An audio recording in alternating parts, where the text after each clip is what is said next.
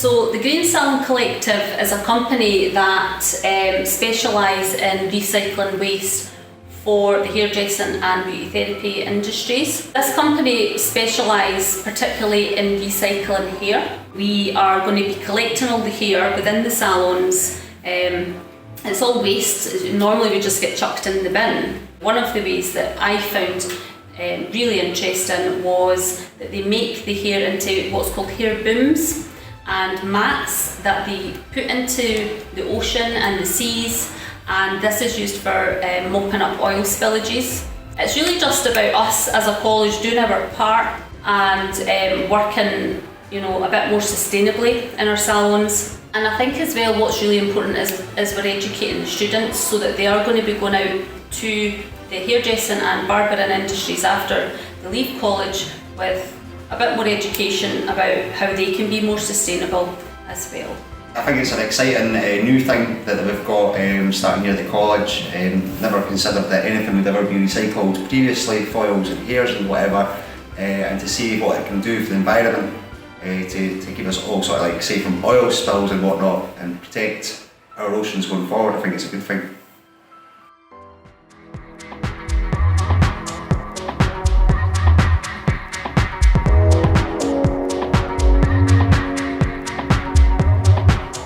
The concept behind our Mez Cafe is that we will use all of the produce that we prepare within our bakery classes, and it will be sold downstairs in our Mez. The level 4 and the level 7 bakery we've found in the past have, due to the students' assessment process, have had quite a lot of excess waste.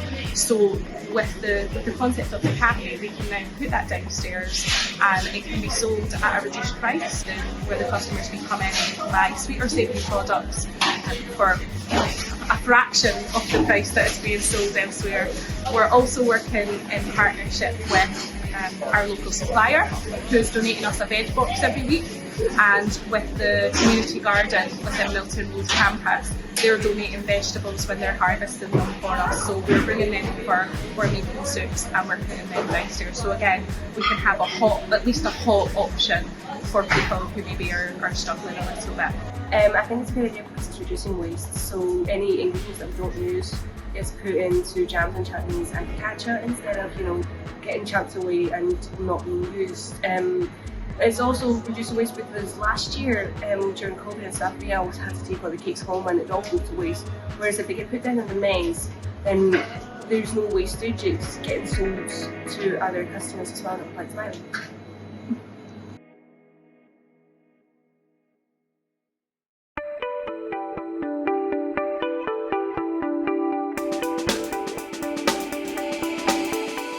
I'm Claire Forteeth, and I've been working with a group of school-college partnership students here at Milton Road campus, and what we like to do is give them a taster of all the different courses in ACE. So we've been doing a project Waste to tie in with the Edinburgh College Sustainability Week, and the students and the support staff have really embraced it and really engaged with every aspect of the project. So we started looking at causes of global warming and solutions to some of the most obvious problems. And then we focused in on waste.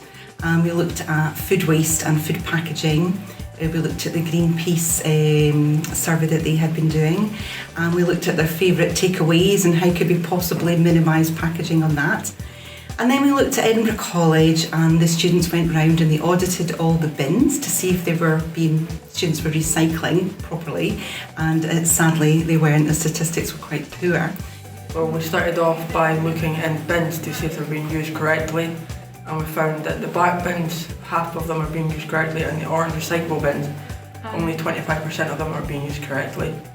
And I think there's 8 sets in the whole college. Just in case there's animals who can by accidentally eat something, like dogs and birds. All the animals could get affected. So the students decided they would make a video and try and promote how to use what bin for what material. So for example, the crisps go in the black bin and the coffee cups from Gather and Gather go in the orange bin. And then after that, the students have been designing logos for an Edinburgh College Keep Cup because they thought that this would be a good way to avoid waste. Last Monday was No Disposable Cup Day, which they said that every day the UK throws away enough cups to fill the whole of the Albert Hall, and so they thought that this might be something that they could do to encourage people to reuse their cups, so they've all made some nice designs.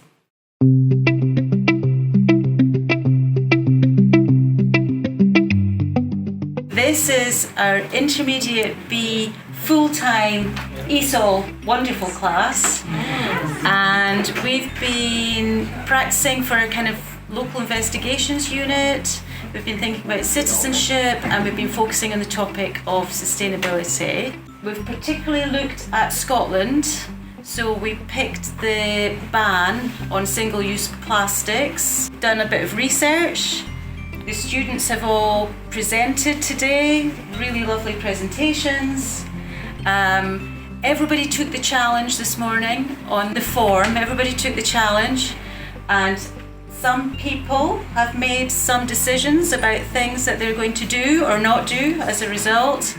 And now we're waiting for Martin, who's going to come and tell us about how the ban in Scotland affects the college.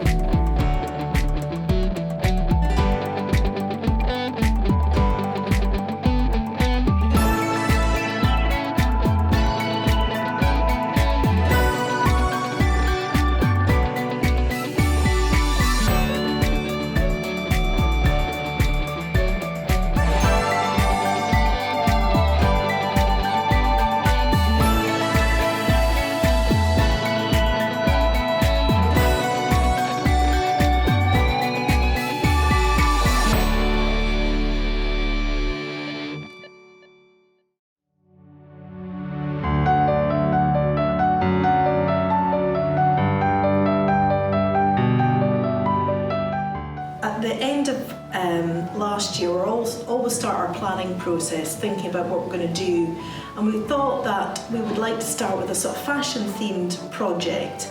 Tonya, my colleague, had seen a really nice image of cutting on the stand, which is where you have a mannequin and then you're draping fabric and you're sort of manipulating the fabric, and we thought, well, that's quite an interesting technique. Let me start with that, get them straight in there rather than doing lots of drawing.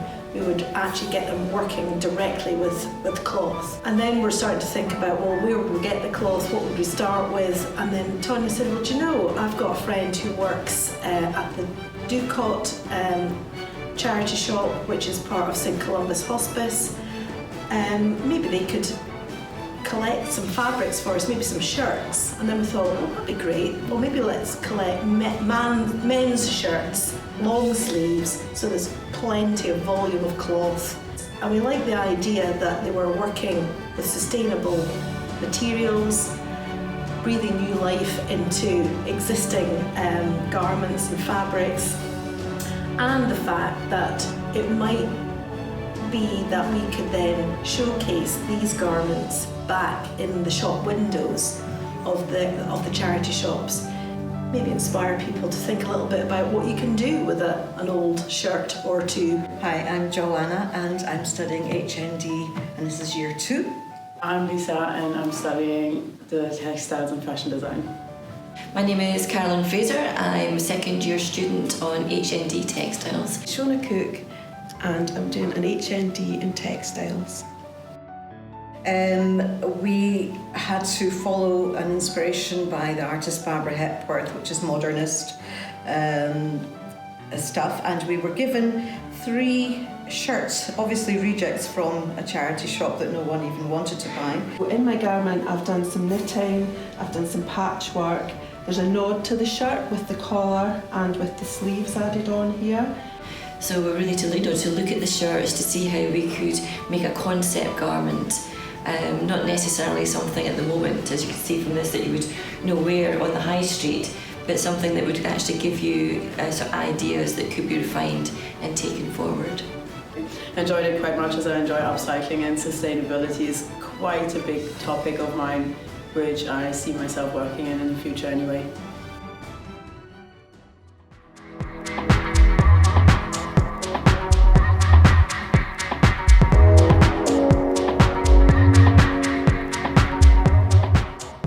Okay, so this week across computing, the level 5 students have been taking a day out of their curriculum to work with the computers.